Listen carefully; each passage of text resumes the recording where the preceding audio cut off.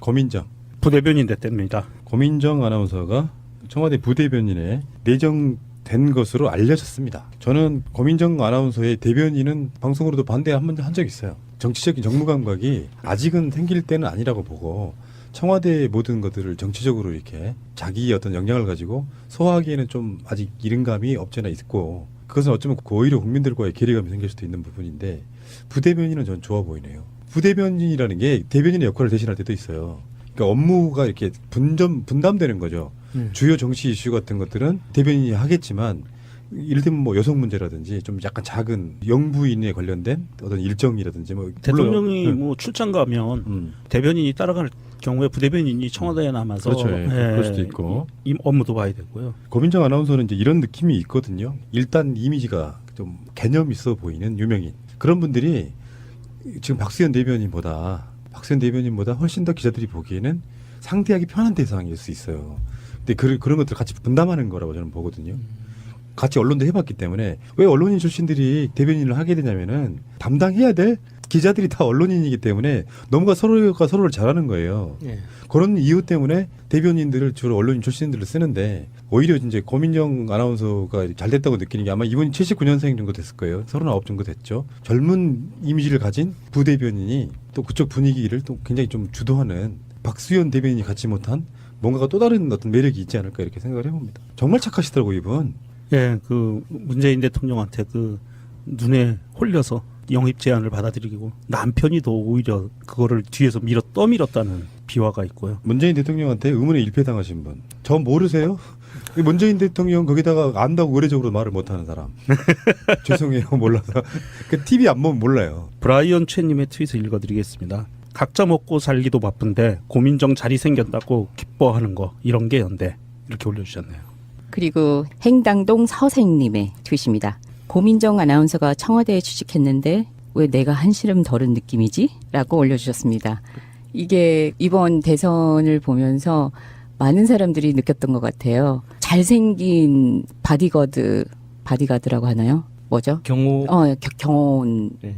그분도 사비를 들여가지고 했고 취직한 게 아니고 사비를 들여가지고 다 사용했고 다들 생업을 다 그만두고 캠프를 따라다니고 한 거잖아요. 네. 그래가지고 어떡하나 그냥 특히 그 고민정 전 아나운서는 돈이 없는데도 불구하고 그 해가지고 다들 어떻게 취직할지 뭐 할지 다들 걱정했는데 다들 안도에 한숨을 지금 쉬는 그러니까 거예요. 그런 걱정을 하시는 분들은 캠프가 어떻게 운영되는지 어느 정도 아시는 분들이죠.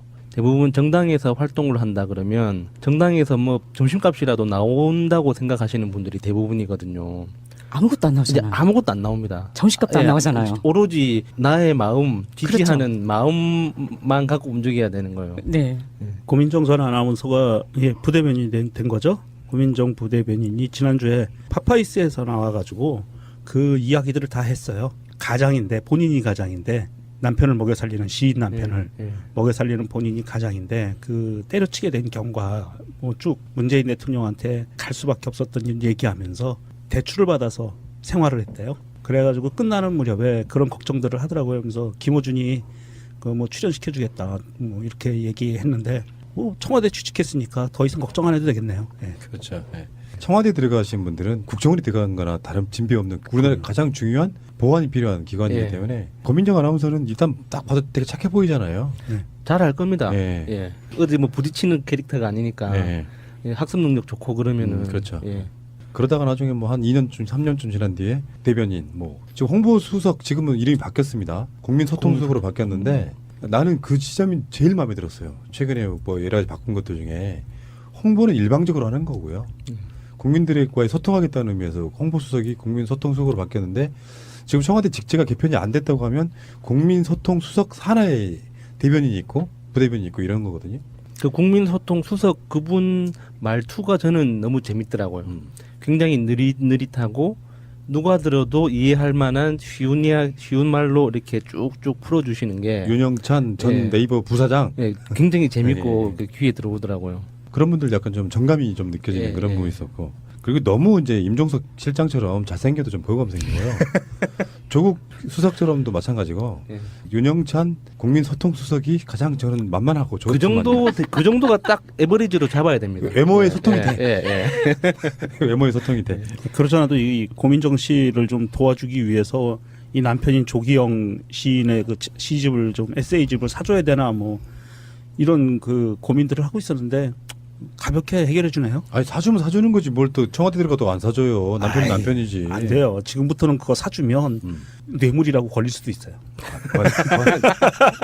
공과 사는 우리 분리시킵시다. 아나운서라고 하는 거에 대해서 좀만 좀 말씀드리자 그러면 아나운서로 가장 유명한 사람은 사실은 손석희시잖아요. 예. 언제부턴가 아나운서는 방송국에서 배제가 되기 시작한 직업 중에 하나예요. 알고 보면. 아나운서가요? 예전에는 PD, 기자, 아나운서가 같은 다 정규직 직원들이었고 업무가 달랐죠. 예, 예. 근데 이제 그 기자 저널리즘, PD 저널리즘 이런 식으로 전달하는 것은 방송국에서는 기자들이 리포팅을 만들어 오고 편집해가지고 뉴스를 내잖아요. 그걸 총괄하는 것이 기자의 대장, 뭐 보도국장이나 뭐 보도본부장이나 여러 가지 위치에 있는 사람이 뉴스 앵커를 하게 되는 상황. 그러니까 아나운서들이 예전에는 방송국의 꽃이었어요. 예를 들면 무슨 아나운서가 진행하는 무슨 프로, 라디오 프로, 유명한 프로들 되게 많잖아요. 근데 어느 순간에 자기들 본인들이 직접 하는 우리는 뭐 기자지만 우리가 왜 뉴스 진행을 못해. 사실은 기자가 기사를 리포팅하고 그거를 준비하는 게 맞아요. 예. 그러니까 예전에는 시스템이 아나운서들은 기자들이 써준 그 뉴스 멘트 앞에 예. 그것도 끌어가는 멘트 있잖아요. 무슨 기자가 전화합니다라고까지 말해주는 멘트를 다 써주는 걸 읽기만 했단 말이에요. 예. 그러니까 보도 기능에 있어서 언론인의 개념이 아나운서들에게서는 많이 빠졌어요. 대신에 아나운서들이 연예인화 되는 거죠. 그건 뭐냐면은 자기 방송사 내에서 연예인들을 갖다 쓰면 들어가는 제작비 때문에 월급을 주는 자기 직원이기 때문에 수당 비슷하게 해서 몇천 원 주는 걸로 엄청나게 유명한 프로그램도 끌어가는 이런 방식이다 보니까 사실 아나운서들의 위치가 굉장히 많이 좀 줄어들었고 더군다나 시사를 하는 아나운서는 거의 없어졌죠. 그래서 요즘 그 비정규직 아나운서들이 많아졌다는 바로 그런 이야기가 점 딱 때문에. 그것 그러니까 때문인 거군요. 지금 방송사에 대해서는 거의 아나운서를 연예인 대접하는 거죠. 뽑아서 계약을 할 때도 정규직으로 계약하지 않는 경우도 꽤 있어요. 아나운서를 뽑았는데 예전으로 말하면 사실상 방송사에서 리포터 뽑는 거랑 비슷한 느낌으로까지 와버렸단 말이에요. 아나운서들이 시사를 다루지 않게 되면서 정치권에 사실 쓰임새가 많이 없는데 네. 그쪽에 관심 되게 많은 아나운서들도 되게 많은 걸로 알고 있고 아나운서로 입사했다가 그래서 그 한계를 느끼고 다시 입사 시험 보는 경우도 꽤 있었죠. 우리가 알고 있는 유명한 현재 그 기자 출신이나 아나운서 출신 사람들이 대부분 그런 경우가 많고요. 그리고 손석희 앵커만 해도 아나운서로 입사했지만 기자 역할도 했어요. MBC에 있을 때 직접 취재도 나가고 리포팅도 하고. 그리고 이제 다시 말씀드리지만 박영선, 정동영 이런 분들은 아나운서 출신이 아니에요. 꼭 그 뭐 악플 달실 때는 아나운서 출신 방송국이나 그런 욕을 하시면 안 되고요. 그분들은 다 기자 출신인데 단지 기자이면서 앵커를 했던 것뿐이죠. 그러니까 그게 아나운서하고 기자가 그런 역할이 구분이 안 되다 보니까 지금도 그런 분들한테 아나운서 출신이라고 표현하시는 분들이 있습니다. 최근에 아나운서 출신이 남겨준 이미지는 너무 좋기 때문에 손석희 앵커는 아나운서와 기자와 이 모든 저널리즘을 넘어요. 그 자체의 존재감만으로도. 그래서 저는 손석희를 이룰 수 있는 뭐 계속 청와대에 있지는 않을 거 아니에요. 예. 그래서 시사를 다룰 수 있는 출신이 아나운서이든 뭐든 간에 실제로 사람들 사이에는 굉장히 믿음이 가는 저널리스트로 남기를 저는 바랍니다. 아 그런 게 있었네요. 요즘 그 채용되는 신입 아나운서들의 대부분이 비정규직이라고 하더라고요. 그러니까 그 쓰임새도 뭐 길어봤자 2, 3년이다. 그래가지고 뭐 어리고 잘생긴 남자들 위주로 뽑아서 2, 3년 우려먹고 재계약 안 하고 버리고 하는 이런 풍토가 있다고 들었는데 다 그런 배경이 있었네요. 요즘에는 심지어 이제 어떻게 되는 것까지 들었냐면은 옛날에 그냥 아나운서 그러면 정규직의 정직원이었는데 예. 지금 만약에 MBC를 예로 한번 들어볼까요? MBC 보면 메인 채널 우리 서울로 말하면 11번 있고 예. 케이블에 가면 관련된 채널들이 엄청 많죠. 예.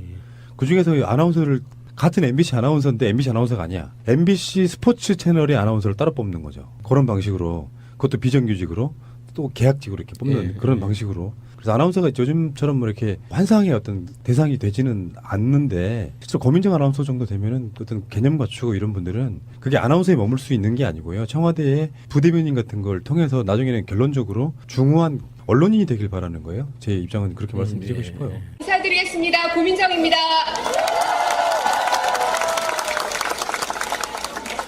네, 오늘 이렇게 뜨겁게 새로운 유세 현장을 만들어가고 계신 우리 유세단 여러분, 그리고 문재인 후보를 대통령으로 만들겠다는 의지로 모이신 우리 모든 시민 여러분들 다 함께 박수 한번 보내볼까요? 네, 대통령 누구로 찍을지 마음에 정해졌습니까? 누굽니까? 몇 번이죠? 1번 맞습니까? 그 사람 문재인 맞죠? 사랑합니다. 네, 저는 사실 매일매일이 처음입니다. 정치를 한 적도 없고 당원도 아닙니다. 그저 한 사람의 시민으로서 이 자리까지 온 거라고 생각합니다. 그리고 인생을 걸었습니다. KBS를 나왔고 지금 문재인 후보를 대통령으로 만들기 위해서 제 인생뿐 아니라 저희 집에 있는 두 아이들까지 저희 4명의 가족들의 인생이 이 자리에 걸려 있습니다.